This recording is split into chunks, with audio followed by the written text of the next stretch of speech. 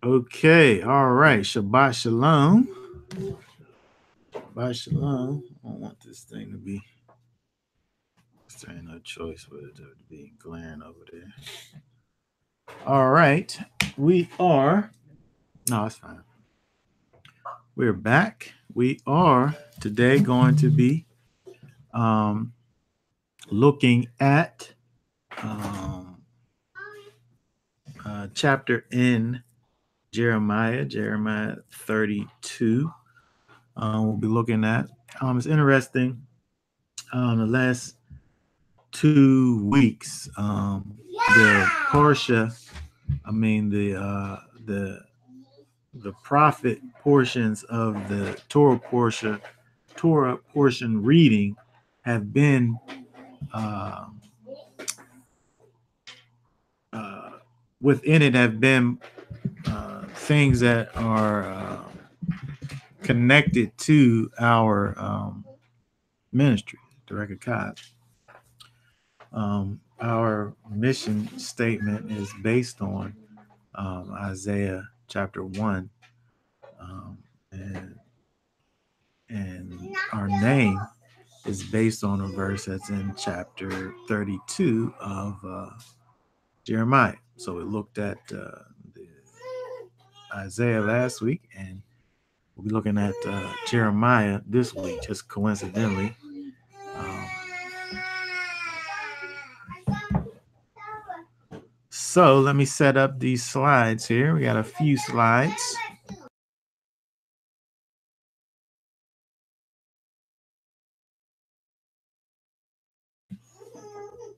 Okay, let me just put these on here.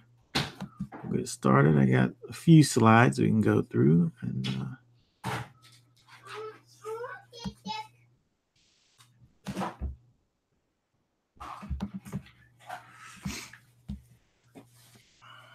okay. Again, we're looking at Jeremiah 32. We're going to be dealing with this idea. Maybe if there's time, we'll also look at Romans chapter 2. But for now, we'll just deal with Jeremiah 32. I want to begin just by reading the first 8 verses, I think is what I have here. Let's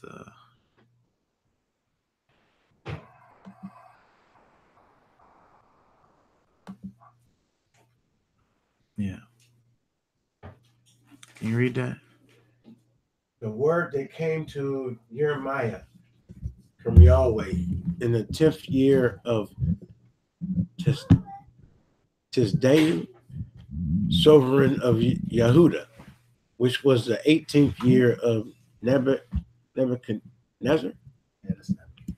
Now at the time the army of the sovereign of Babel besieged Jerusalem, and Jeremiah the prophet was shut up in the court of the guard, which was in the house of the sovereign of Yehuda. For tis, how you say that? That's it.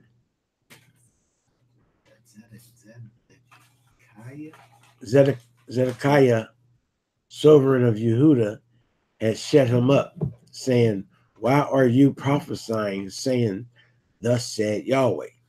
See, I am giving this city into the hands of the sovereign of Babel, and he shall take it. And Tesidia, sovereign of Yehuda, shall not escape from the hand of the Kasdim, but certainly be given into the hand of the sovereign of Babel, and shall speak with him face to face, and see him eye to eye." Okay, so Jeremiah, here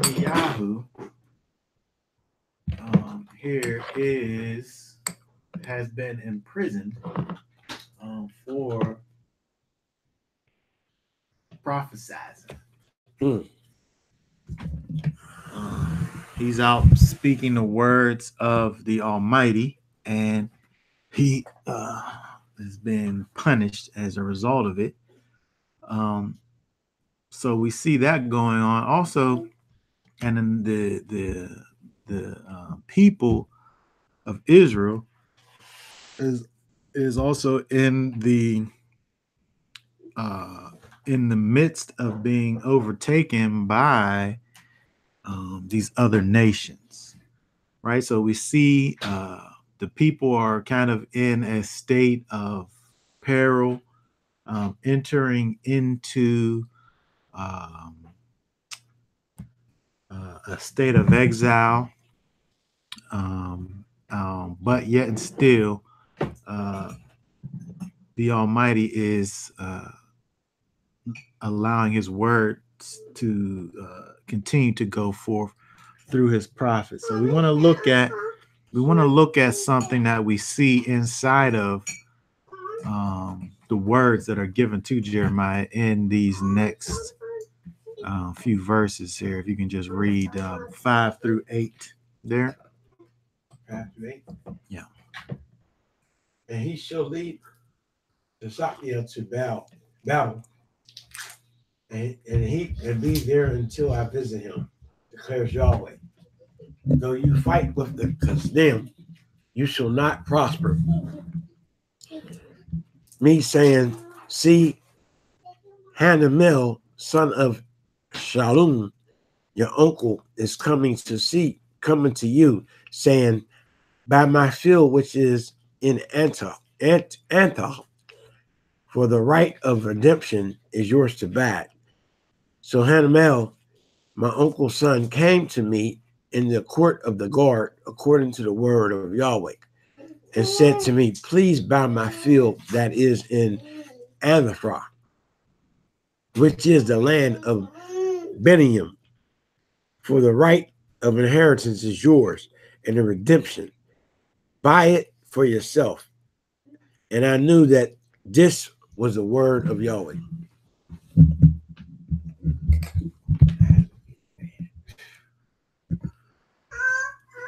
Okay.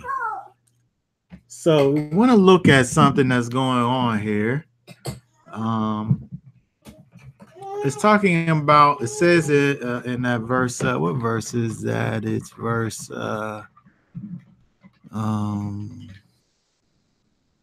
8, where it says, for the right of redemption is yours to buy. The right of inheritance is yours, and the redemption. So we want to talk about a few things here and get into this, what's going on here. So let's look at a couple words here. The word that's translated as right, talking about the right of redemption, is mishpat. Mishpat, which, you know, a lot of times we see is translated as judgment. Here it's translated as right, the right. Properly, it says it is a verdict, favorable or unfavorable, something that is pronounced judicially, especially a sentence or formal decree. I think here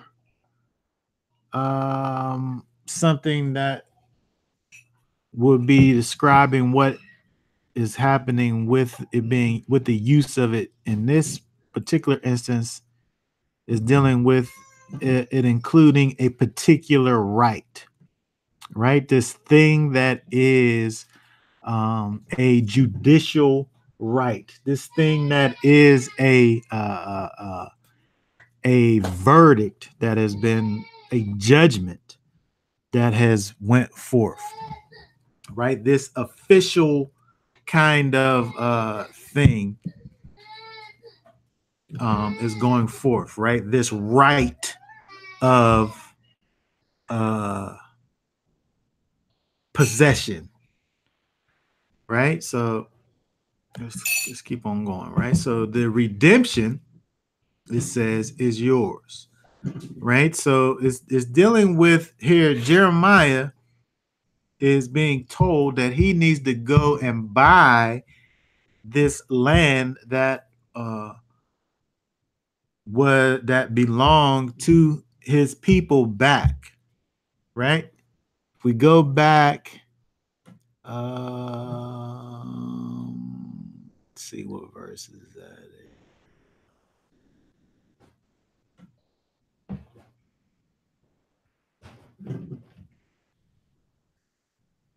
In verse 7, behold, Hanamel, the son of Shalom, your uncle, is coming to you, saying, buy for yourself my field, which is at Anathoth. For you have the right of redemption. Right? So we want to talk about what that is, what that right of redemption is, this judicial judgment, this right that has been bestowed upon Jeremiah, this right that he has, a right to buy. It's not something that we think about really in our how we think about things, us having the right to buy something. I guess I'm trying to think of something that where can relate to us in our current situation. I can only think about sports. When you have people in contracts, sometimes if they're in a contract with somebody and maybe they're other teams make offers to them to buy them out. The current team always has the right to counter that offer, so they have a right to buy. It's crazy. Think talking about people in 2018, how they have the right to buy someone. And it's also crazy thinking about these sports players who make millions of dollars and thinking about them, and you think about them in the context of slavery, because these people are owned by these corporations or whatever. But that's the only thing I can think of in terms of someone having the right to buy something, and that's what's going on here with this idea of redemption. Here. So redemption. Let's look at this word here, redemption.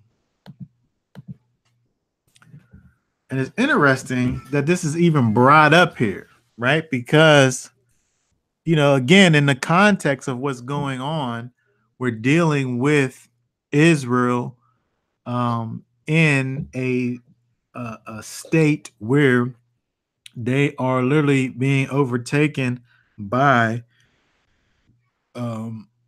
these Chaldeans, right? These foreign nations are taking them over, and there's literally nothing that could be done about it, right? They're in this terrible state, and yet we see the prophet here being told about going and repurchasing back this specific land. So as we go on, we're going to look at kind of the spiritual connection with what's literally going on. But we want to just as we go, seek to understand what these words actually mean.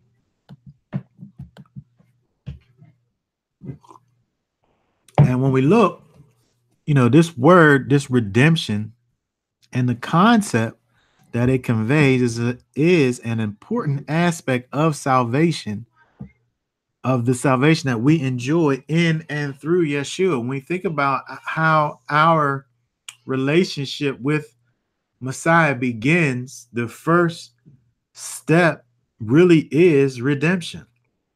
That first step really is him buying us back, right? That when we think about Yeshua and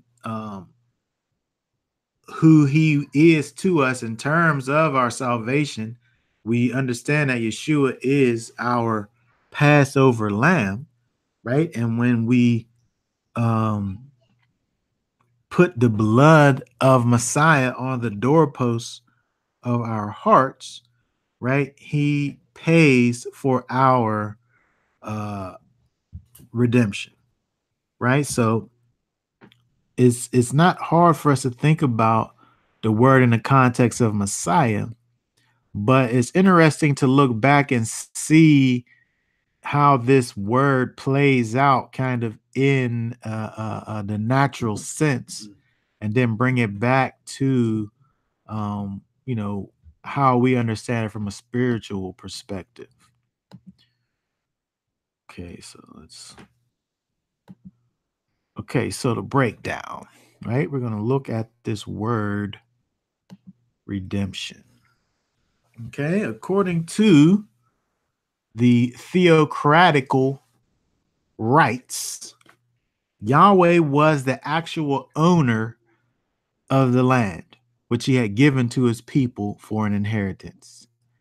And the Israelites themselves had merely the usufruct, which is a word that means they merely had the right to enjoy the use and advantages of another's property, short of the destruction or waste of its substance. So Israel basically had the rights to enjoy the land, but the land literally belonged to Yahweh, right? So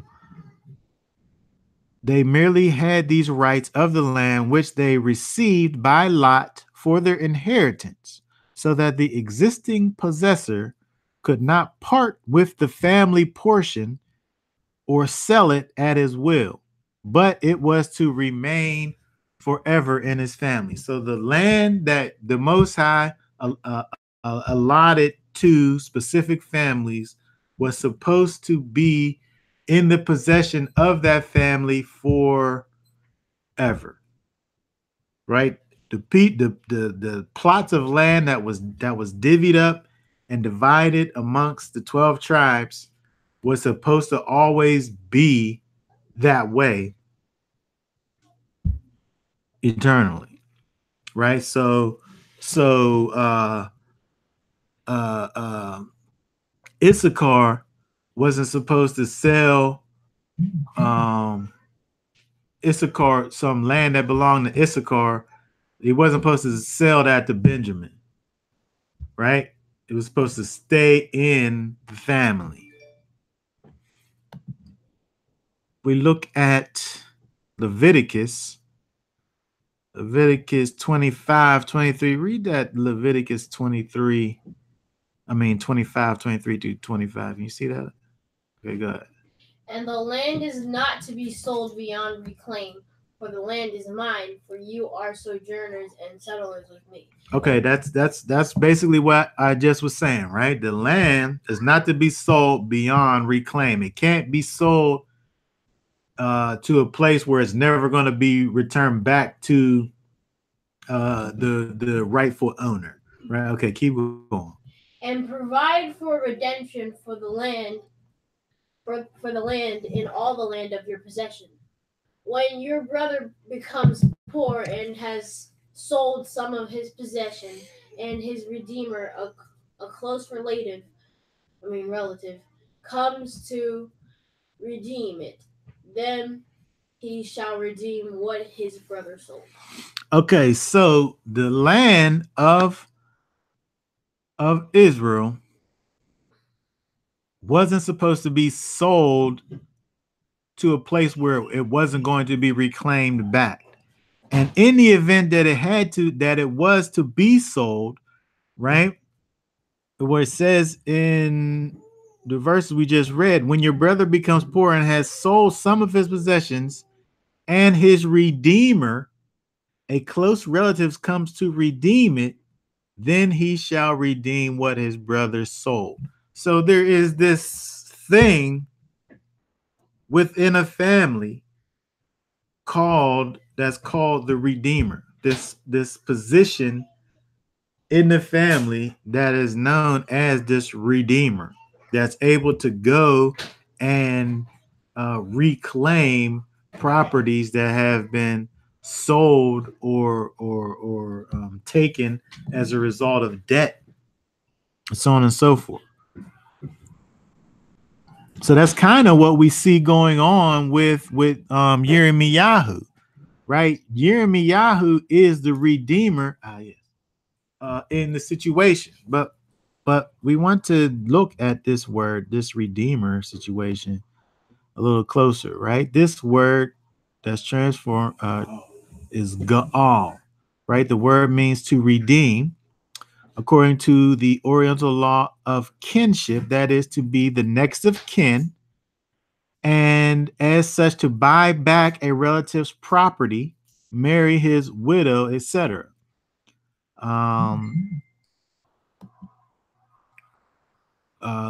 Geulim, which is kind of the plural form of Gaal. This verb meaning again to redeem or act as kinsman redeemer. The word means to act as a redeemer of a deceased kinsman. We see that in Ruth, right? To redeem or buy back from bondage. That's the idea of buying back individuals. To redeem or buy back a kinsman's possessions, right? That's in regards to land. To avenge a kinsman's murder, right? That's like the blood avenger, right? Where we talked about the cities of refuge. To redeem an object through a payment. Theologically, the word issued. That should be two words. This word is used to convey Elohim's redemption of individuals from spiritual death and his redemption of the nation of Israel from Egyptian bondage and also from exile. So again, we think about how we are redeemed, thinking about it from a spiritual perspective. We are redeemed from sin and the rule that sin has over us, right? Where sin is our master and we are bought back from sin, and now the Almighty, now Yahweh, is our master, right? But this word here, Gaal, right? It's kind of a title that is attached to a particular family member, a near kinsman who performs this duty of redeeming, whether it be as we said, whether it be buying back land for the family or getting revenge for a family member or the marrying of a deceased family member. Marrying of the wife.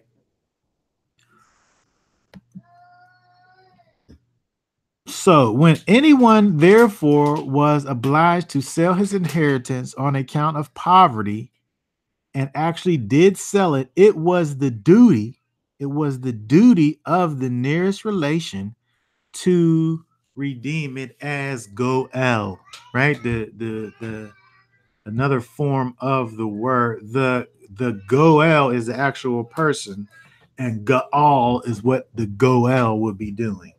Right, so it's just a different use of the word. But if it should not be redeemed, it came back in the next year of Jubilee to its original owner or his heirs without compensation.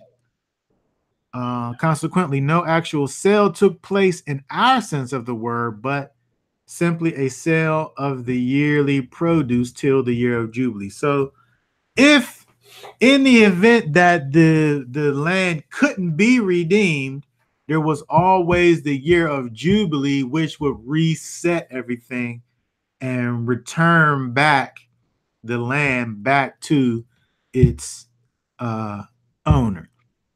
So looking at this, it's almost as if there is this necessity, this utter necessity for this for this land to return back to its rightful owner. If the people are not physically able to work it out and do what needs to be done in terms of getting the thing done, then at the year of Jubilee, it's just going to go back anyway. Right? So there's nothing that could be done to stop the plan that Yahweh has for the land and also the people, which is interesting when we think about it again from a spiritual perspective. We think about this idea that there is something that is out of place. There's something that has been taken out of order.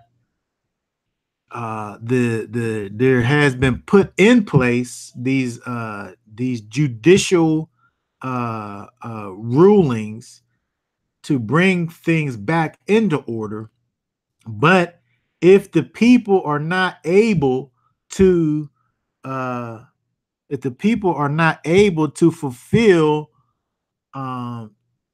their part, if the people can't do their part in the situation, Yahweh is going to still let that thing be done outside of the people's strengths and powers and abilities with this year of Jubilee. So we're going to look deeper into that as we continue. Right? So the Redeemer is a family position and a duty, and it must be done. Right? This thing must be done.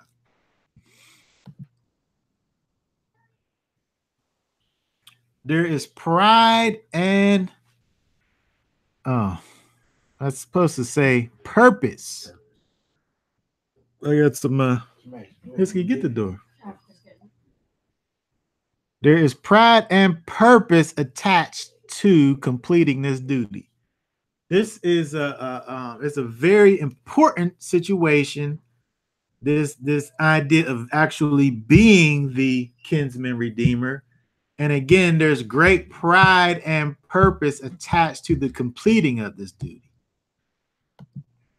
But adversely, we can also see that there is shame and disgrace attached to the neglect of this duty.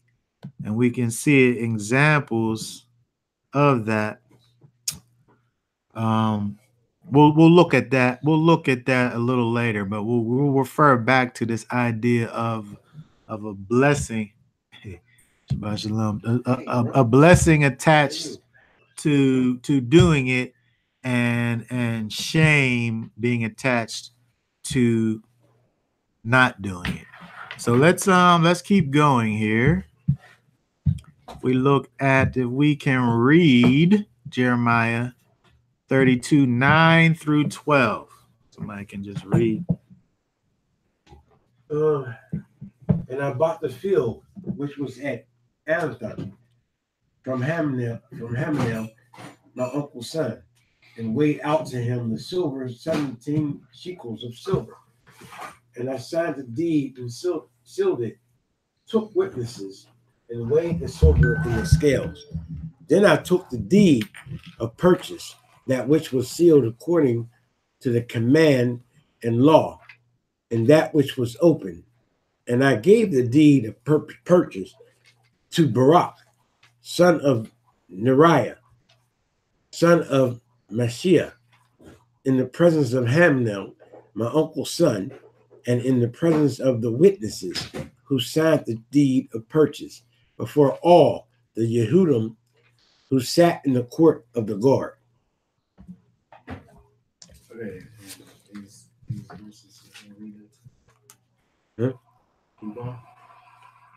Okay.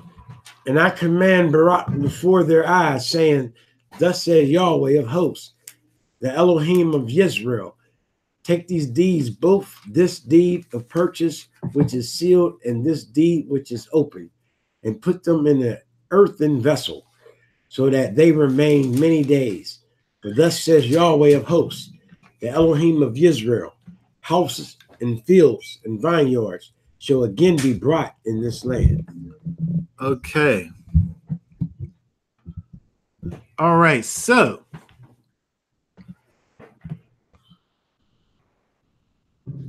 when we look at this,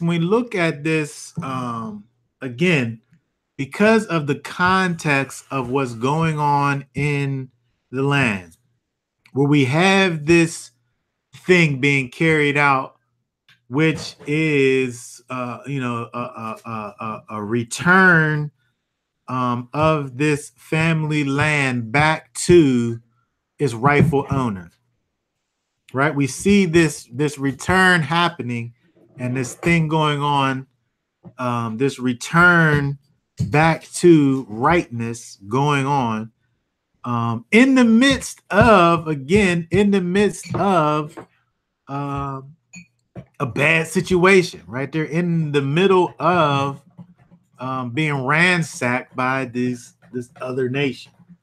The prophet himself has been imprisoned for prophesizing. But again, if we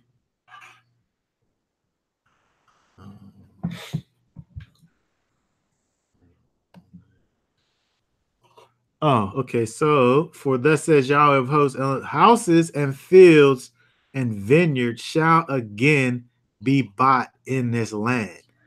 So, looking at this act, looking at this thing that the Most High is talking about, again, it's this physical act that's going on, but seeing the act being done, being carried out, sparks a glimmer of hope.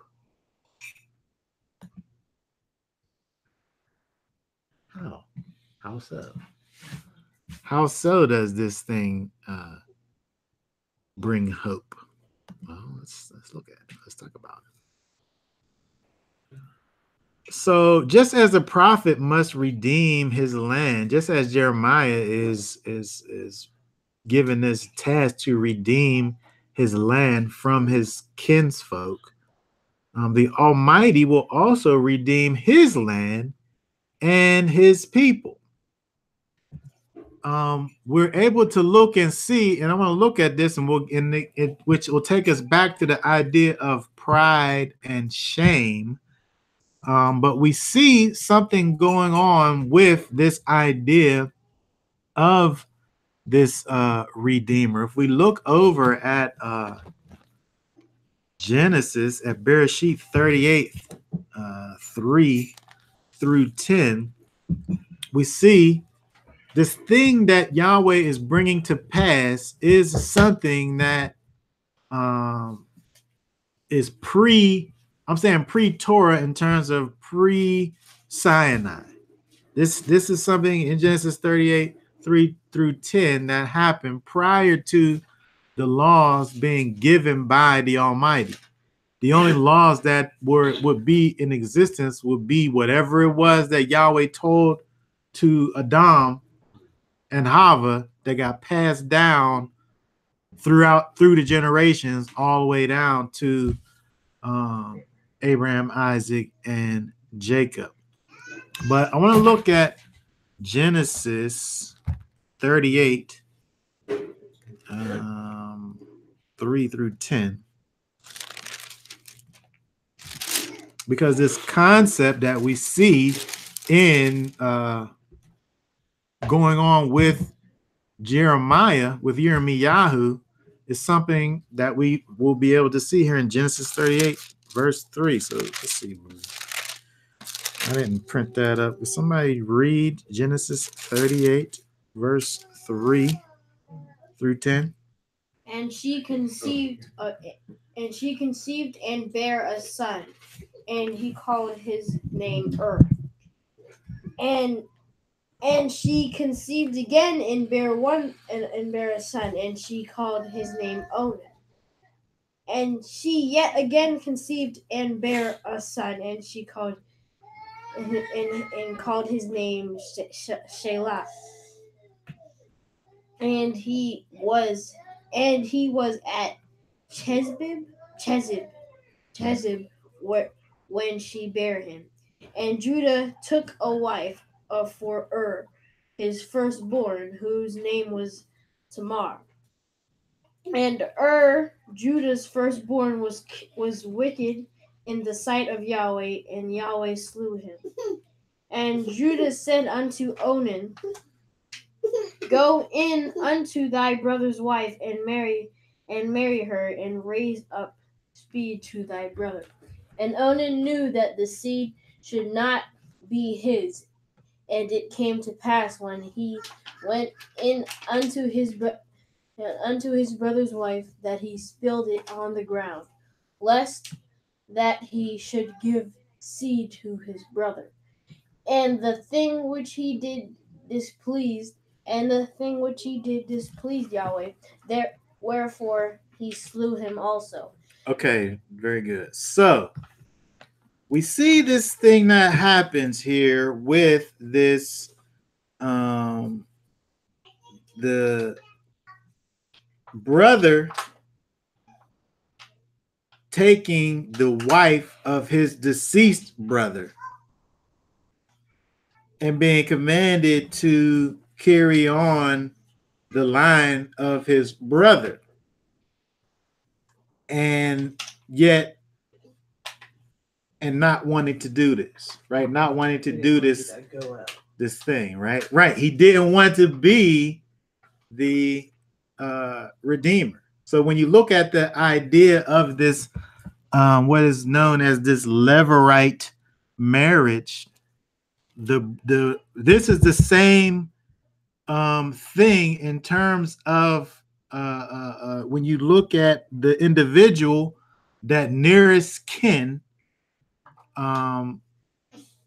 doing this thing to prolong or to expand the family. So when he didn't do this thing, he of course was he was slain by the Almighty. There was great displeasure in the act that he has done. But we're bringing this up only just to show this idea of this Goel, this redeemer, this next of kin, who is keeping going the family line. This thing is something that was in existence prior to the Torah going out. But when we think about the idea of shame and pride, we can see that how there's shame associated with not fulfilling this duty. The Most High says was displeased with Onan because he didn't fulfill this duty, right? So it's easy for us to be able to associate shame with the displeasure of Yahweh, but we can also see another example if we look in the Torah at Deuteronomy 25, 5 through 10. So let's look over at Deuteronomy, Devarim 25.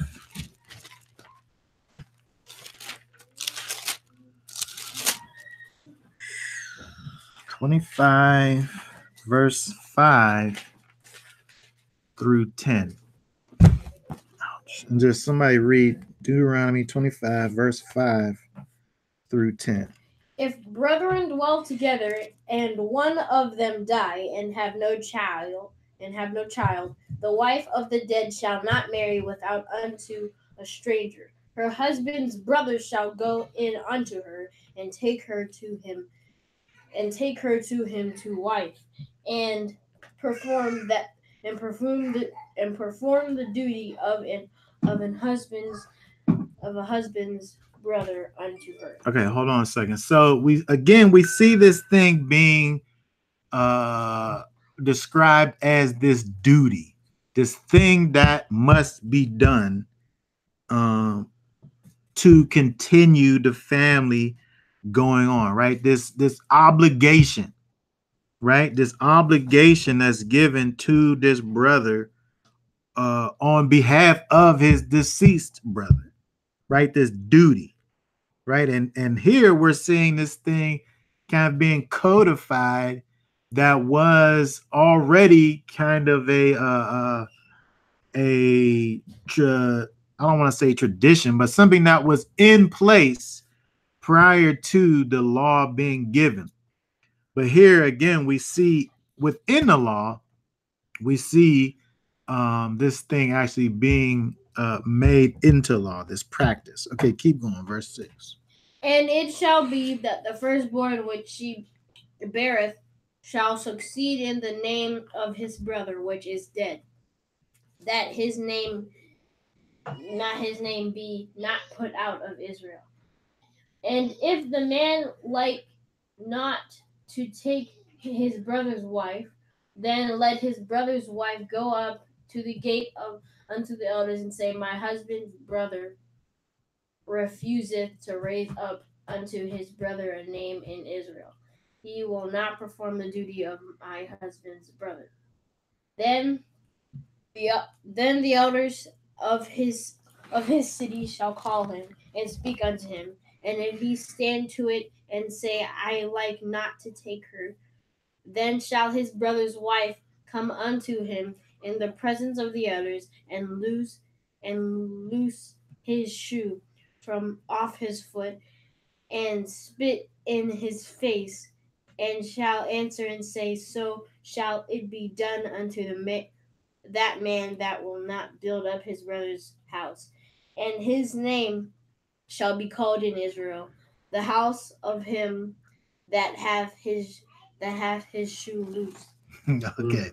Okay, very good. So we are able to see now when we see this law actually given. Before, it is kind of, there's different thoughts as to what was the thing that Yahweh was displeased with. Was it the actual spilling of the seed, or was it the reason behind why he spilled the seed? But when we look over in Deuteronomy 25, 5 through 10, we see that, Yahweh wants for these families to live on, these families to keep going, and the pride that is attached to the continuation of these families, and the shame, right, that is connected with not following through with this duty, right, where the wife would go and she would take off the shoe and spit in the face, right? I mean, I don't care however many years has went by from the time that this was written to even right now, but it's pretty shameful to have somebody spit in your face. It's like the ultimate of disrespect, right? So this is not only that, but like in the sight of the elders and so on and so forth. And then this title being attached, this title of shame being attached to the man who refused to perform this duty. Right. So again, we're thinking about the idea of hope with seeing this act being done. We look at what's going on with Jeremiah and seeing how the Most High is saying that he wants for this to be done. And how do we see hope in that? Well, when we think about this again, it's a reinstitution. It's the process of the Almighty's. Think about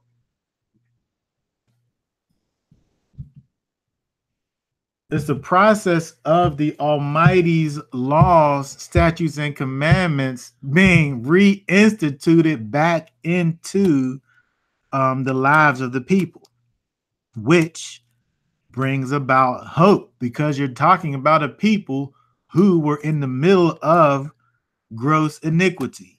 You're talking about a people who were in the middle of being overtaken by these foreign nations, and that these nations were going to come and ransack the city, and there was nothing that the people was going to be able to do about it. Right? So when we see the reinstitution of, and even this law in particular, which has to do with the continuing of families and the land, right? If the land's been taken over by these foreigners, right, we see kind of a break in the gift that the land was to the people.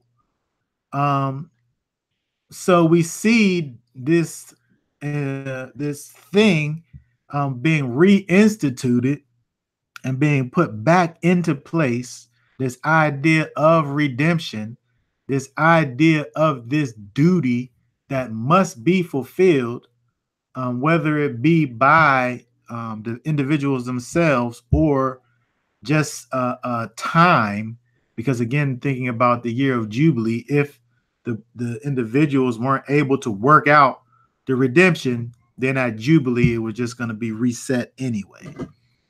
Right? So looking at that in terms of a reinstitution of law in a time of lawlessness, could be a reason why we could see hope being restored to the people. Okay, so the same way land is perpetually meant to be kept in the family was meant to perpetually continue. And when we see the reinstitution of this this redeemer, this process or this position in the family of the redeemer, we see both of these things happening.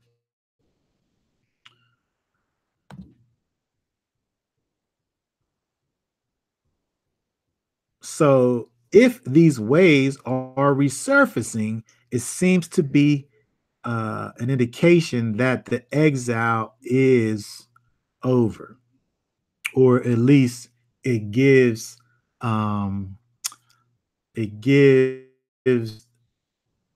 light of hope to the ending of the exile. And again, these, what we're seeing is the character of Yahweh being exemplified, right? Which again is the thing that's actually bringing hope. Okay, so we want to go over here. I ran out of slides, but I'm not done. We'll go over here to let me pull this up. Pull the scriptures up here. 1 second.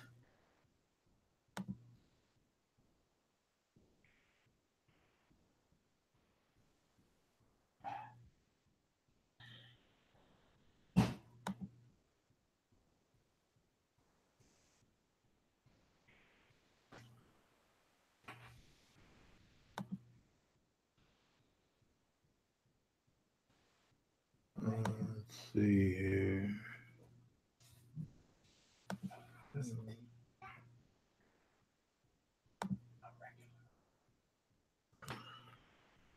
Um, 16. Okay, so we if we go down to let's look at verse 16 and read down to 22. Oh, wait a second. Let me put this up here.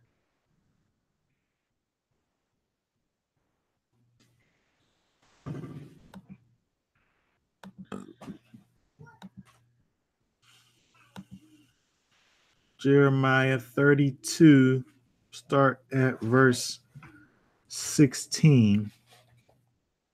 And we'll go down to 22. And after I had given the deed of purchase to Barak, son of Neriah, I prayed to Yahweh, saying, Ah, Master Yahweh, see, you have made the heavens and the earth by your great power and outstretched arm. There is no matter too hard for you, who show loving commitment to thousands and repay the crookedness of the fathers into the bosom of their children after them. The great, the mighty El Yahweh of hosts is his name. Great in counsel and mighty in works, for your eyes are open to all the ways of the sons of men, to give everyone according to his ways and according to the fruit of his deed. For you have set signs and wonders in the land of Mishram to this day, and in Israel and among other men, and you have made him yourself a name as it is the day. And you have brought your people Israel out of the land of Mishram with signs and wonders, with strong hand and an outstretched arm, and with great fearsome deed. You gave them this land, of which you swore to their fathers to give them a land flowing with milk and honey. Okay, so when we look at what is, how Yahweh is being described here in terms of being this one, as it says here in verse 21, who with a strong hand and an outstretched arm, right? This is how he brought Israel out of Egypt. If we look over at Exodus 6 and 6, where it says, let me just put that up there. Exodus 6 and 6 says, say therefore to the children of Israel, I am Yahweh, I shall bring you out from under the burdens of the Mitzrites, shall deliver you from their enslaving, and shall redeem you with an outstretched arm and with great judgments. Redeeming you with an outstretched arm. So when we look back at these things that are being said about the Almighty, his marvelous wonders back here in Jeremiah 32, and the words that's being used, the same words are being used where it talks about what he did and thinking about what it actually was that he did with this outstretched arm. Again, this idea of redemption, this idea of being bought back, this idea of being returned back to the proper position that Israel was meant to be in, right? And also the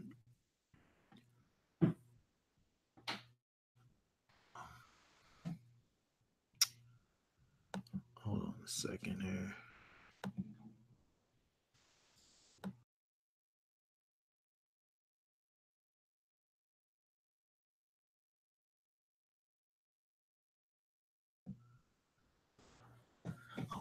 I want to take you out.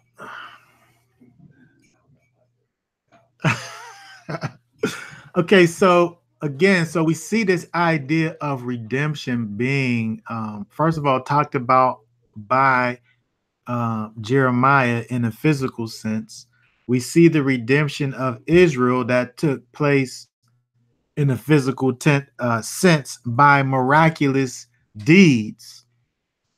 Um, and, also bringing us back to the thought of how we are also redeemed, just as ancient Israel was redeemed from Mizraim, we too are redeemed from sin, just like Israel was redeemed in days of old by miraculous deeds, these supernatural processes that have, happened so that the people can be restored back to their proper place. And again, thinking about the Redeemer um, being a duty, the fact that it was the duty of that next of kin to restore the family. It was the duty of that next of kin to restore the land. Right. So if we keep on going, we see well, we'll get to let's keep on going down because let's read 23. Let's read 23 down to 25. And they came in and possessed it, but they did not obey your voice, nor did they walk in your Torah. They did not do all that you commanded them to do. So you brought all this evil upon them.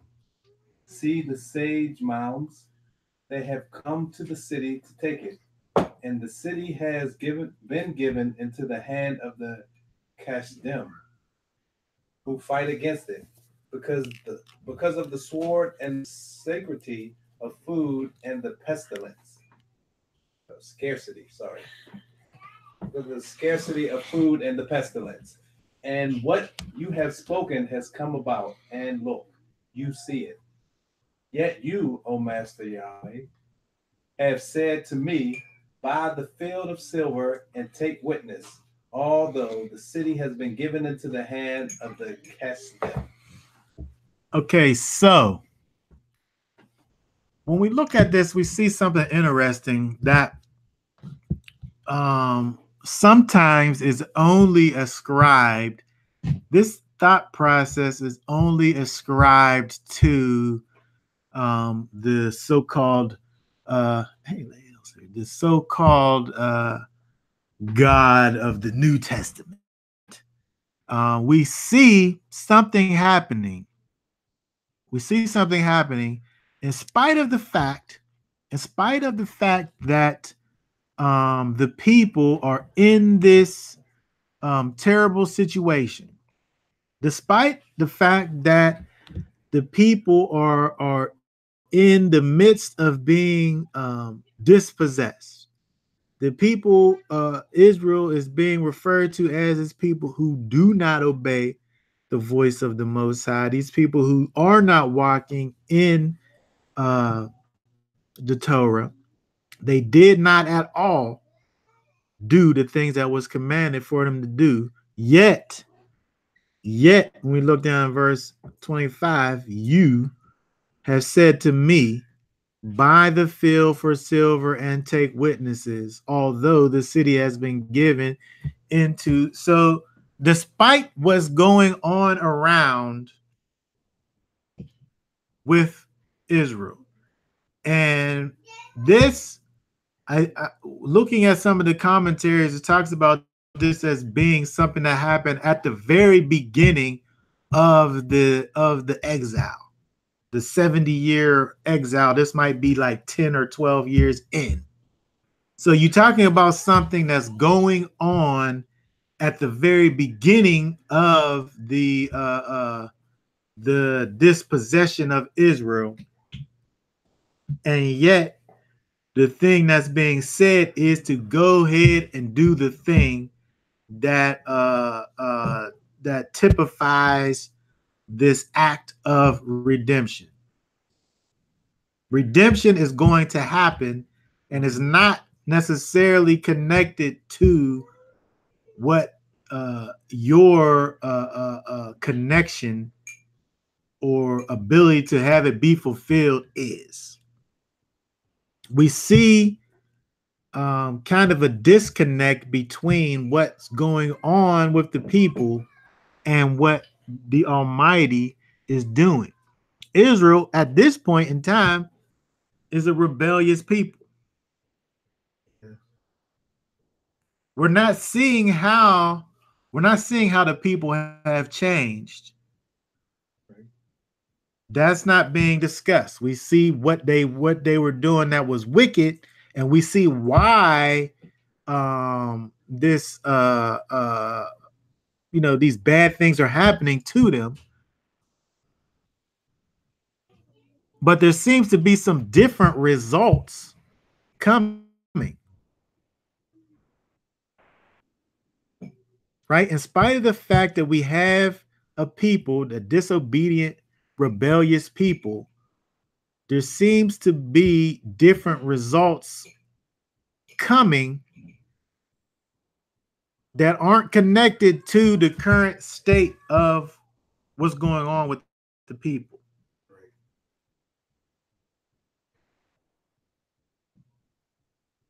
Which I find interesting because it caused me to think about how when you talk to people who now currently say that they are believers in the Almighty and believe in Yeshua, and say, now we we don't have to worry about what the things that we do or the laws or statutes and commandments. Our salvation is not based on works. It's not based on things that we do. But interestingly enough, what we see happening here is Yahweh looking at a rebellious people and telling them how things are going to play out in the future. And these things don't have anything to do with the acts. It's not as if the people changed their ways, their wicked ways. So can I ask a question? Yes. So is it just like back in these days where they're pretty much rebelling against, Yahweh's commandments? What you mean? Now you saying? Now, today. Are they doing basically the same thing? Yeah. That's where when we look at this, it's the state of the people now. People who say that they're followers of the God of Abraham, Isaac, and Jacob. But they don't keep his commandments. But yeah, and still they live in a life that's wicked. And so the Yahweh is talking to the prophet in terms of telling the prophet, you go ahead and enact this act of redemption. But when he's doing that, it causes us to think about what it is that is involved in redemption in terms of Yahweh wants for both his people to continue, and he wants his land also to continue.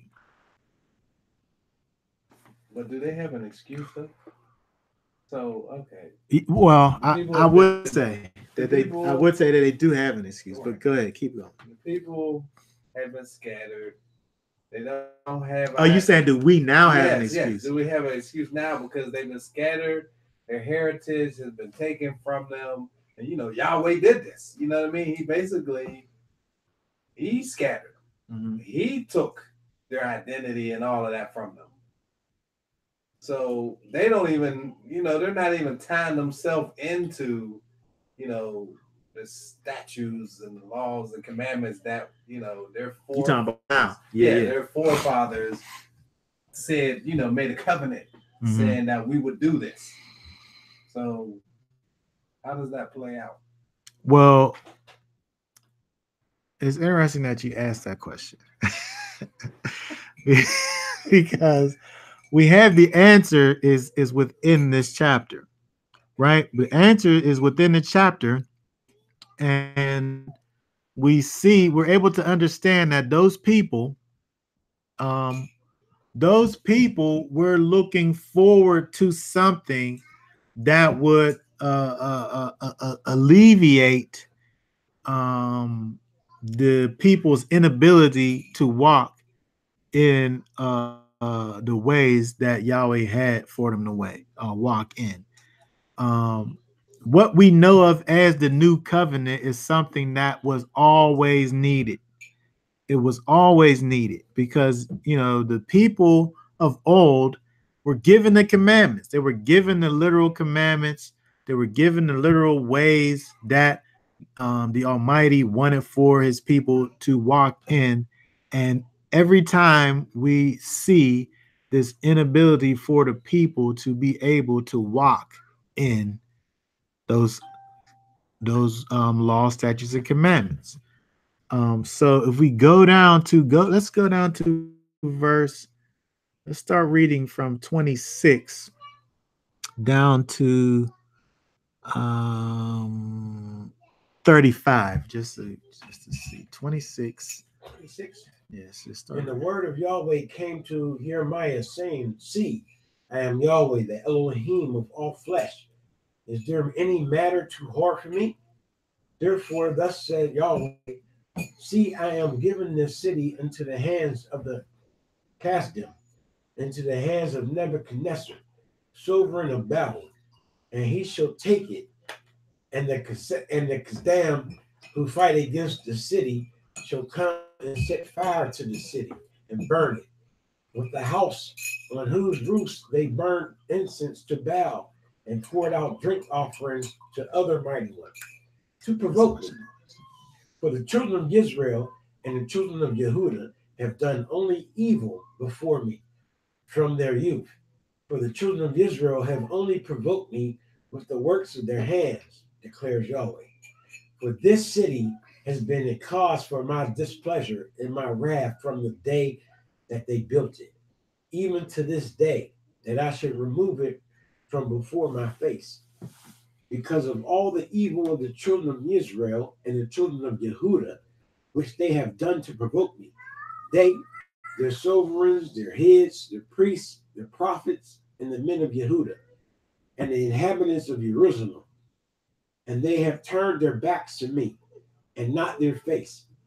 Though I taught them rising up early and teaching them, they did not listen to receive instruction.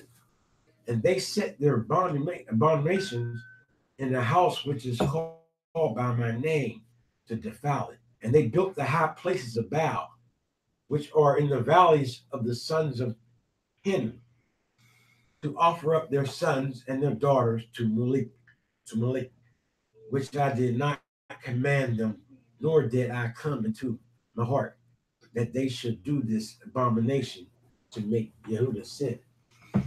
Okay, so we see what happened with this people. Yahweh talks about the fact how he taught them, he gave them the instructions, he taught the people, and yet they did everything that he said for them not to do. That's what the people did, right? And so now they're dealing with the situation that is the consequences of their actions. But again, when we're thinking about this from a new covenant perspective, we're able to understand that it was always necessary for something more to happen. It was always necessary for something more to happen, that the people just hearing the words of Yahweh was never going to cause the people to change. It was never going to take away the heart of stone that resides in man. So when we look down at verse 36, read 36 down through 40. 36 through 40. And now thus says Yahweh, the Elohim of Israel, concerning this city of which you say, it shall be given into the hands of the sovereign of Babel, by the sword, and by scarcity of food, and by pestilence. See, I am gathering them out of all the lands where I have driven them in my displeasure, and in my wrath, and in the great age. And I shall bring them back to this place, and shall let them dwell in safety. And they shall be my people, and I shall be their Elohim. And I shall give them one heart and one way to fear me all the days, for the good of them and their children, and of their children after them. And I shall make an everlasting covenant with them, that I do not turn back from doing good to them. And I shall put my fear in their hearts, so as not to turn aside from me. Okay, so when we look at this thing that Yahweh through the prophet is describing, he's describing again, he's describing the new covenant. He's describing this new heart that he's going to put inside of his people, this one heart and this one way, for the people to fear me, fear the Almighty, to fear Yahweh all the days, for the good of them and for the children after them. He talks about this everlasting covenant that he's going to make with them.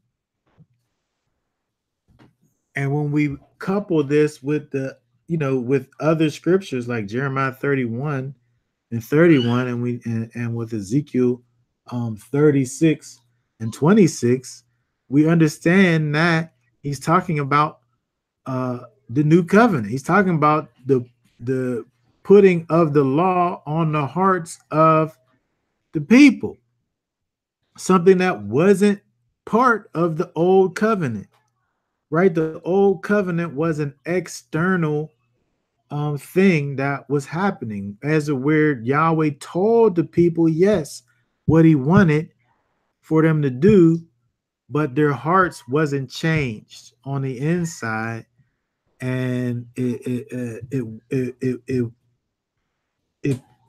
wasn't possible for the people to do the things that needed to be done because their hearts needed to be changed. And right, so when we look at what's going on with the prophet here, and he begins talking about this this redeemer, as Jeremiah even just being the redeemer of the land, right, of the belongings of the family. And we think about the role of the redeemer, the role of the kinsman redeemer, and we think about the fact that from the beginning, from the time of the garden, where Yahweh created this people to dwell with him, and then because of sin, because of transgression, there came to be a separation. Because of the fact that the people were disconnected from the source, disconnected from the Almighty, they lost the land, right? The people lost the land. But when we think about the law of the land, the law of the Redeemer, Yahweh wants for those things that get pushed out of whack to be brought back into the way that they should be. So we can see pictured the redemption of all things with this whole idea of, if the people, right, if the people aren't able to bring redemption back to the land or the family, then Jubilee, the year of Jubilee, fixes it, right? The things that Yahweh put in place brings everything back to the way that it's supposed to be. So when the people are shown to not be able, not be physically able to return things back to the way that they should be, Yahweh does it.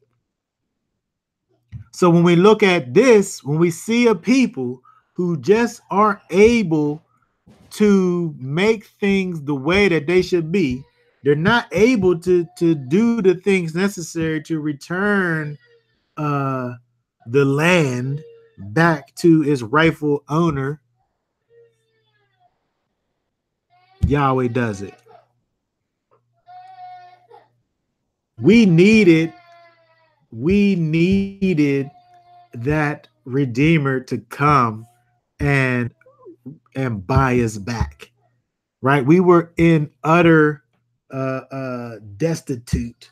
Right? We were in a situation where we were unable to do what needed to be done for our own selves. So we needed that kinsman redeemer to come and buy us out of slavery. Right? That's what we see with Yeshua. That is what Yeshua has done for us. And when we understand looking at the new covenant, we see the end of all of this. The end of it is what? This everlasting covenant that he will make with his people. This gathering in of his people from all of the places where he has driven us out to. When we understand this happens through the pouring out of the Ruach HaKodesh. This happens by the pouring out of the Spirit of Yahweh, which is a result of the death, burial, and resurrection of Yeshua, right? This is the new covenant, right? This is how the people are restored. This is how the people are redeemed. This is the hope that we're able to look for and see. This is the way that Yahweh's laws, statutes, and commands are able to be placed back into uh, uh, the people's hearts and minds by literally being placed in their hearts and minds via the Ruach HaKodesh.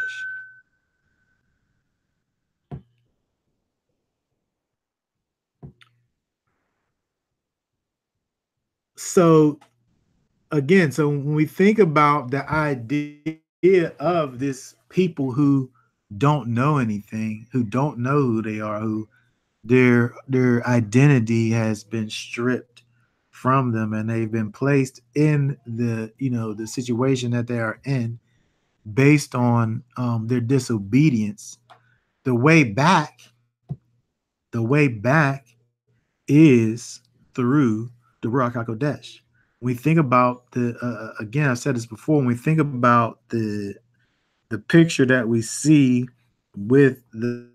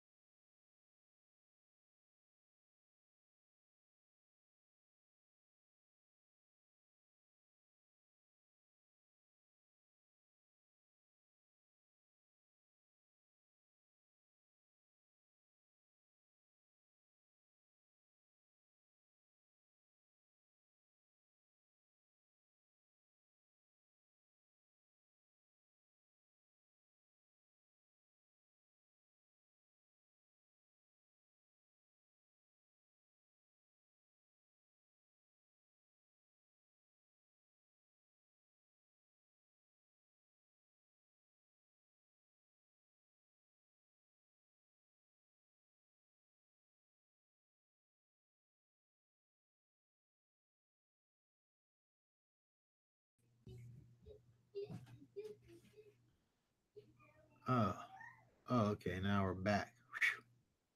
Here, get them out of there. Get them out of there from over there. Them little kids from in there. Get them out of there from the computer room. Mm-mm-mm. Okay, so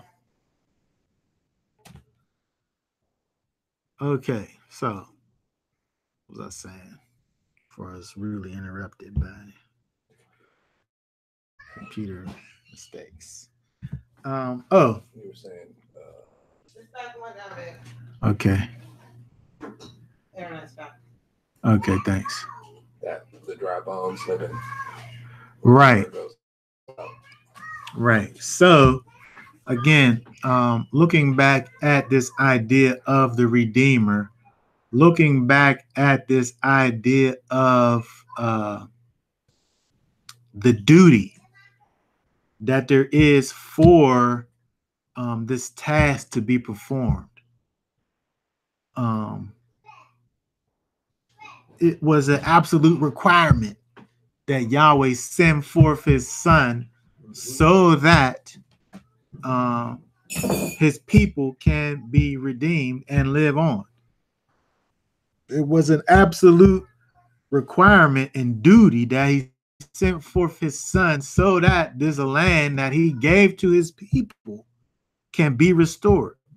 Just like we see the law that talks about the fact that Yahweh has given this land to his people to be the ones who steward it, who take who reap the benefits of it. We see that we're in this time when the people of Yahweh are not the ones who are occupying his land, and the true people of Yahweh are really in this state of disrepair. But yet and still, just like the prophet was told by the Almighty to go and buy back the land, it gives me the thought process of the idea of we think about the act of being the Redeemer. It's about manifesting the character of Yahweh. It's about manifesting the character of Yahweh.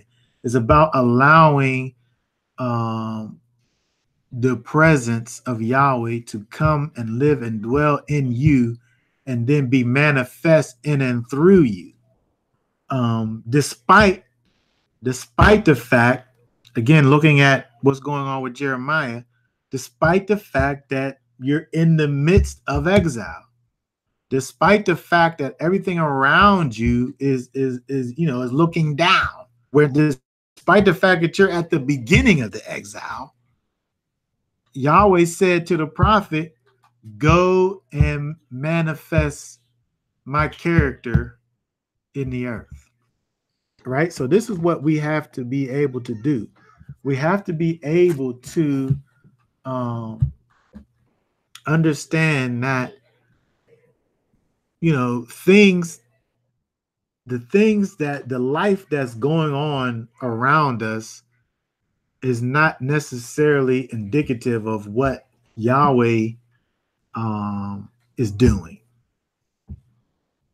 right? And it's not going to stop his plan, right? Because when we look at this whole idea of the Redeemer and thinking about Messiah as the Goel, Messiah as the kinsman redeemer, he's going to do his duty. Messiah is going to do his duty. He's going to restore his people. Right? So we have to be able to put our faith in the fact that we don't have to fret about what Messiah is going to do on his as far as his part, because again, we think about the great pride and purpose that's attached with that the position of the Goel, of the Redeemer, right? We think about in Revelation when it talks about the Lamb being slain from the foundation of the earth. When it talks about the angels, crying out, who is worthy, right? And the Lamb and Messiah being that one who was declared to be worthy of the task.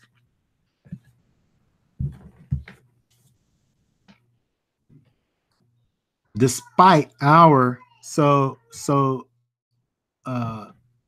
connecting this all together, and we think about the Redeemer, and we think about the poor who loses his land, the man who dies and is unable to continue his physical line. When things are taken away from your physical ability to be able to continue, we see that Yahweh makes a way for those who aren't able to make a way for themselves. And we see that through what? See that through the Ruach HaKodesh, through the new covenant being enacted. When the fact that the spirit of Yahweh in us gives us the strength, power, and ability to do the things that we are not able to do within ourselves, but it's the Most High doing it for us, right? So when we look at this idea of the Redeemer, and we look at this idea of this Goel, and we see that Messiah is that Redeemer for us, and we see that we are a clear picture of that one who's not able to complete the task, but someone comes with that outstretched arm, right, and gives us the strength and the power to complete the task, and works it out in us and for us, for his own good.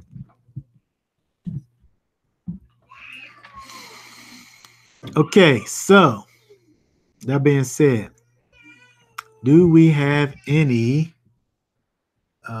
thoughts or questions or comments? Goel, that is he came after we went over the Goel is the Redeemer. The Goel is the kinsman redeemer, right? So when we look back, we talked about the fact that when we seen with what the Goel did, the Redeemer, it bought back the property of, if somebody came and you were destitute and and your land got taken because of debt, your land was bought back by the Goel, the guy who was your next of kin, your kinsman redeemer, who came and bought back what you wasn't able to buy back.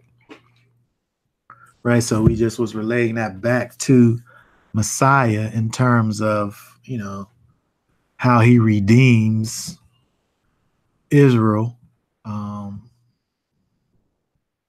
and mankind back from this state of sin. Okay, so that being said, we will, I think for now, go ahead and what time is it? 3:13.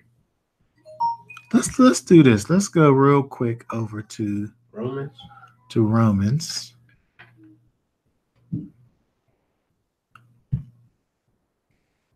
Romans chapter 2. I want to look at real quick.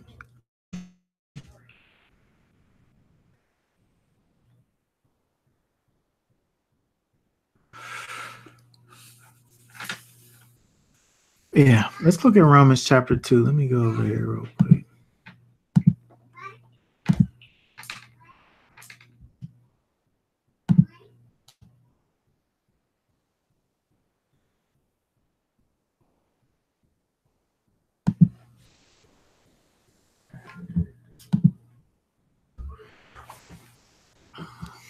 let's just read for now just the first 16 verses of Romans chapter 2. Therefore, O man, you are without excuse. Everyone who judges for in which you judge another, you condemn yourself, since you who judge practices the same wrongs. And we know that the judgment of Elohim is according to truth against those who practice such wrongs. And do you think, O man, you who judge those practicing such wrongs and doing the same, that you shall escape the judgment of Elohim? Or do you despise the riches of his kindness and tolerance and practice, not knowing that the kindness of Elohim leads you to repentance? But according to your hardness and your unrepentant heart, you are treasuring up for yourself wrath in the day of wrath and revelation of the righteous judgment of Elohim, who shall render to each one according to his works. Everlasting life to those who by persistence in good work seeks for esteem and respect and incorruptibility. But wrath and displeasure to those who are self-seeking and do not obey the truth, but obey unrighteousness. Affliction and distress on every human being working what is evil, of the Yehuda first, and also of the Greek. But esteem, respect, and peace to everyone working what is good, to the Yehuda first, and also to the Greek. For there is no partiality with Elohim. For as many as sin without Torah shall also perish without Torah, and as many as sin in the Torah shall be judged by the Torah. For not the hearers of the Torah are righteous in the sight of Elohim, but the doers of the Torah shall be declared right. For what nations who do not have the Torah by nature do what is in the Torah, although not having the Torah, they are Torah to themselves, who show the work of the Torah written in their hearts, their conscience also bearing witnesses, and between themselves their thoughts accusing or even excusing, in the day when Elohim shall judge the secrets of men through Yeshua, Messiah, according to my good news. Okay, so we go back up here. Put a couple things here in the beginning here. When we think about, first of all, when Paul is writing these letters, he's dealing with specific people about specific things that they're doing. When we think about people, it seems as if he's dealing with people, the same type of people that Messiah was dealing with when he was walking around, who had all types of judgments for others, but weren't actually dealing with their own things at the same time. When you're talking about you are without excuse, everyone who judges, for in which you judge another, you condemn yourself, since you who judge practice the same wrongs. So, in other words, I can't sit up here and talk to you about a thing that I am I am guilty of that same thing. And when we think about what it is actually to walk in righteousness, I think this is a big part to be able to understand that we have to be able to get to the place where the spirit of Yahweh is able to actually change our hearts. We have to look at what it is that the new covenant is and does in us, and allow that to actually take place in our hearts, because otherwise we end up being just like these people who sit up there. I can know what it is that the Most High wants to be done, but I haven't allowed that thing to actually happen inside of me, right? We have to get to the place where we're not just, somebody that's, putting out this this likeness of light, but actually um, true light of Messiah actually, coming out from us, right? Where we're not just going around bringing judgment and condemnation on people because we know what the word of Yahweh says, but because the word of Yahweh has actually affected us in our lives and brought change in our lives, so that we're able to go and bring that same change um, to others. Charger is, where it is. Can you hand me that? Oh, it's right here. I think it's underneath your feet or something. Let me plug this thing in for my computer down.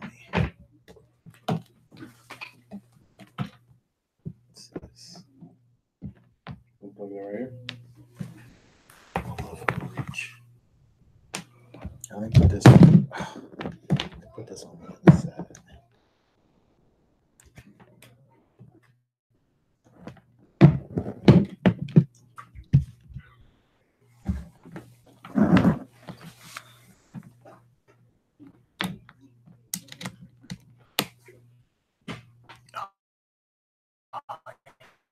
So let's go on down here.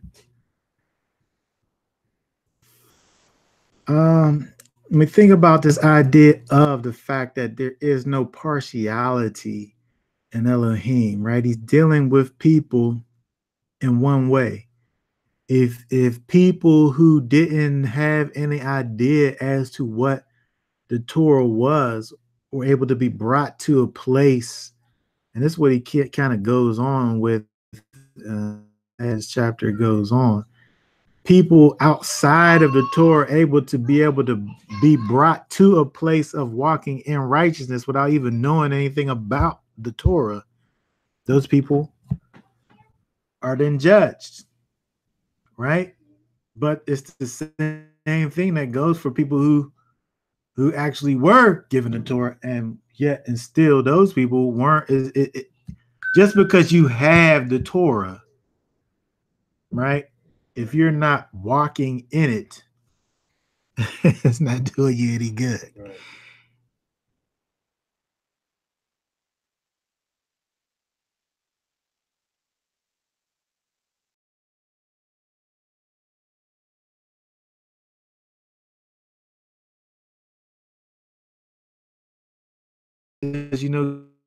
Because we're not walking in the ways of old, right? Because fulfill the requirements of the Torah as it is as a whole, right? We have to be able to understand that the thing that the Spirit is leading us to is the spirit of the law, which is the actual, manifesting the actual character of the Almighty in our actions.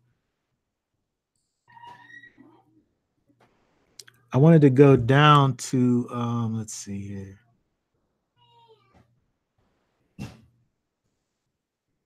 We read down to 16. Let's look at 17 through 27. 17. Verse 17. You start there. See, you are called a Yehudi and rest on the Torah and make your boast in Elohim. And know the desire of Elohim and approve what is superior, being instructed out of the Torah, and are trusting that you yourself are a guide to the blind, a light to those who are in darkness, an instructor of foolish ones, a teacher of babes, having the form of knowledge and of the truth in the Torah. You then know, you then who teach another, do you not teach yourself? You who proclaim that a man should not steal, do you steal? You who say, do not commit adultery, do you not? Do you commit adultery? You who abominate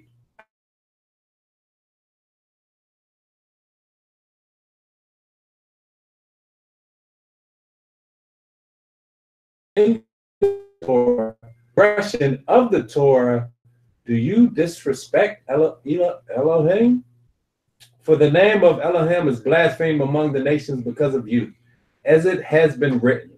For circumcision indeed profits you if you practice the Torah. But if you are a transgressor of the Torah, your circumcision has become uncircumcision. So if an uncircumcised one watches over the righteousness of the Torah, shall not his be reckoned as circumcision? And the uncircumcised by nature who perfects the Torah shall judge who, notwithstanding letter and circumcision, a transgressor of the Torah. Oh, yeah, let's read the last two verses too. For he is not a Yehudi who is so outwardly, neither is circumcision that which is outward in the flesh, but a Yehudi is he who is so inwardly, and circumcision is that of the heart, in spirit, not literally, whose praise is not from men, but from Elohim. Yeah. Well, again, when we think about what it is the Spirit, the new covenant does inside of us, we go back to that in terms of back and looking at Jeremiah 32 and seeing how Yahweh was instructing for Jeremiah to do this act of redeeming, to perform this thing in a time when it kind of seemed out of place, where he wanted for his, we're able to look at that and see that the Most High wanted for his character to be manifest in a time and in a place where there was wickedness all around. He was instructing him to be literally this light in a dark place. So when we look over here with what Paul's talking about in terms of people, you can't be somebody who is saying thus says Yahweh, and it not be something that's applied to your own situation. It has to be a result of the transformation of your stony heart into a heart of flesh, right? Somebody who has had that spiritual heart transplant is not going to be one who, as it says, is saying, don't commit adultery, but yet committing adultery, right? Because somebody who will be in the act of adultery would be somebody who's not manifesting the character of Yahweh, right? How is it? How would they be, right? That's the exact opposite of what the Spirit does in us, right? So, when we look down at verse 24, where it talks about the fact that the name of Elohim is blasphemed among the nations because of you, because of those that are, who I would say are breaking the third commandment in terms of bringing the name of Yahweh to nothingness, right? When you are someone that people are able to look to you and have an association with you, with the God of Abraham, Isaac, and Jacob, and you are not walking in a way that is congruent with righteousness, right? And if you're able to, people look at you and see unrighteousness, that that is you are to be a reflection. You're a reflection of the Almighty, whether you're walking in righteousness or not, right? So you're either going to bring honor to um, the God of Abraham, Isaac, and Jacob, or you're going to bring dishonor to it. So the example that he's going through in terms of proclaiming that men don't steal, and yet you're someone who steals, and so on and so forth. All these things are examples of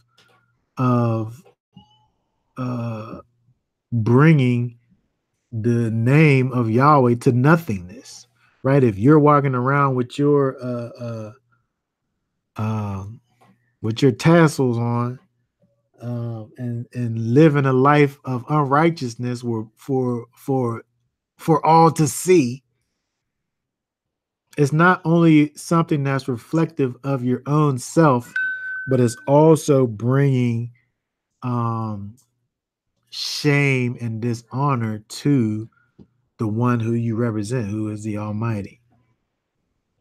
Right? So he says in verse 25, when you're doing these things that's contrary to his word, it makes your circumcision become uncircumcision. It makes the sign of the covenant that you have on you, it nullifies it basically. Right? So it's important for us to be able to, as it says, to not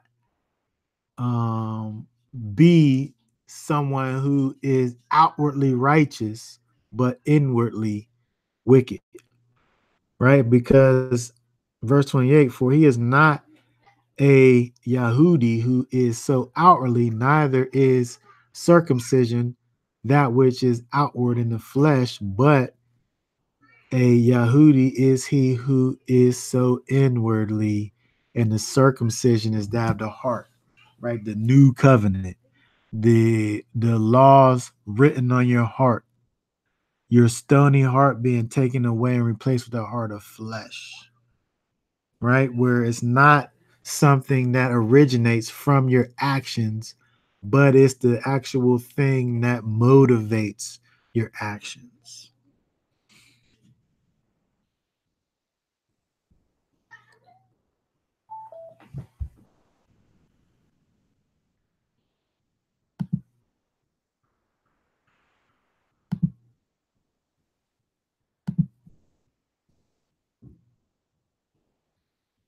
Okay, I wanted to just also just jump down. Let's jump down. What is that?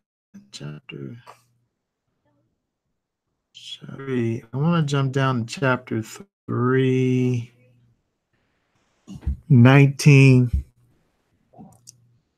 Chapter 3 and 19. We'll be done with this here.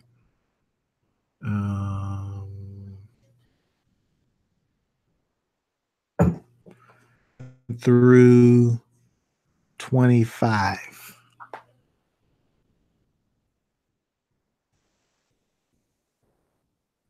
Let me read that. And we know that verse says, it says to those who are in the Torah, so that every mouth might be stopped and all the world come under judgment before Elohim. Therefore, by works of Torah, no flesh shall be declared right before him. For by the Torah is the knowledge of sin. But now, apart from the Torah, a righteousness of Elohim has been revealed, being witnessed by the Torah and the prophets. And the righteousness of Elohim is through belief in Yeshua, Messiah, to all to all on to all and on all who believe, for there is no difference. For all have sinned and fall short of the esteem of Elohim, being declared right without paying his favor through the redemption which is in Messiah Yeshua, whom Elohim set forth as to an atonement through belief in his blood to demonstrate his righteousness, because in his tolerance Elohim has passed over the sins that had taken place before. Okay, so we're able to see an example of how Messiah, how Yeshua acts as Redeemer.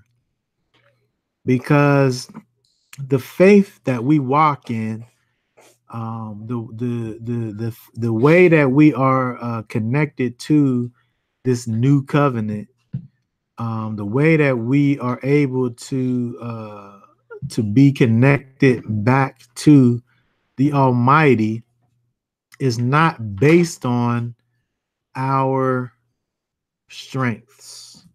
It's not based on our abilities to do anything. It's just like the thing that we looked at in terms of the Redeemer, where a person who is in a place of being poor and unable to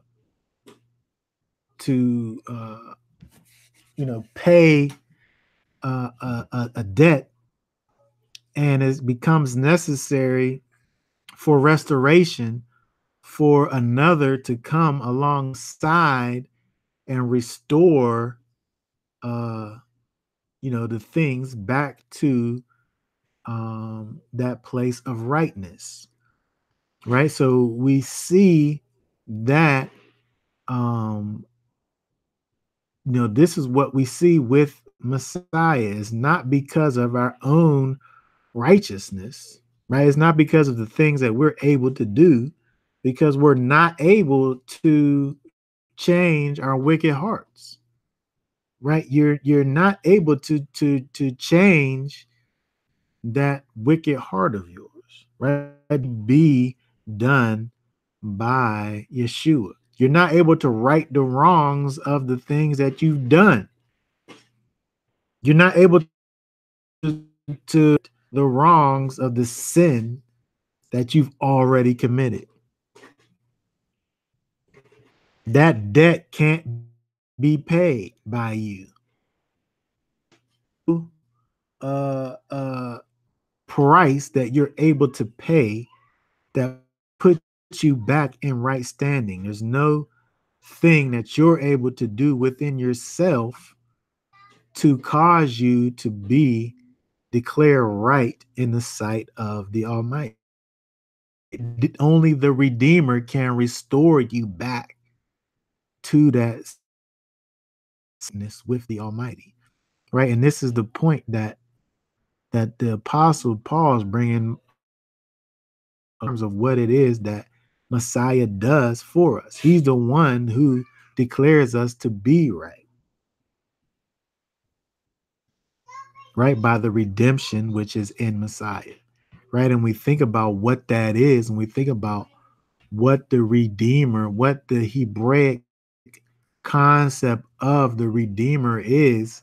It's all about something being done for you and you not doing something for your own self. You not even literally having the ability to be able to do it for yourself. It must be done from, it must be done by someone else on your behalf. Right. And when we look back and see and understand what it is that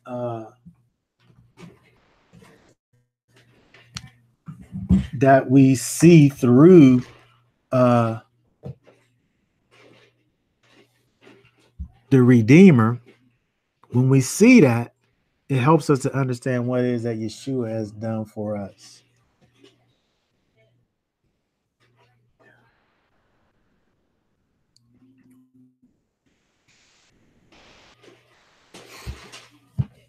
Okay, let me just look at this. Let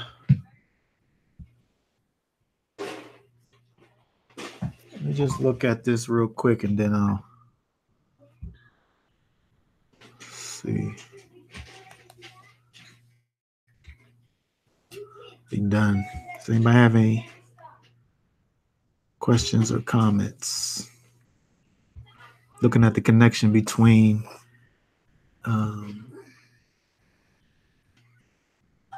the Redeemer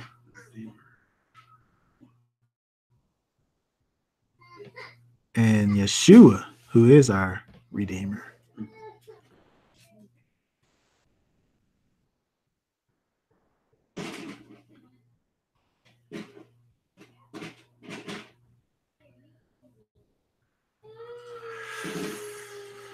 Okay. All right. So that being said,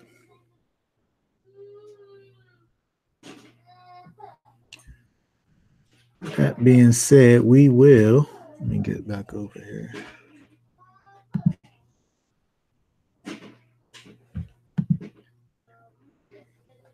Okay, that being said, we will be done for now. If has anything else to add, we will go ahead and be done for now. Okay, so Shabbat Shalom. Enjoy the rest of your Shabbat for today. And God willing, we will be back again next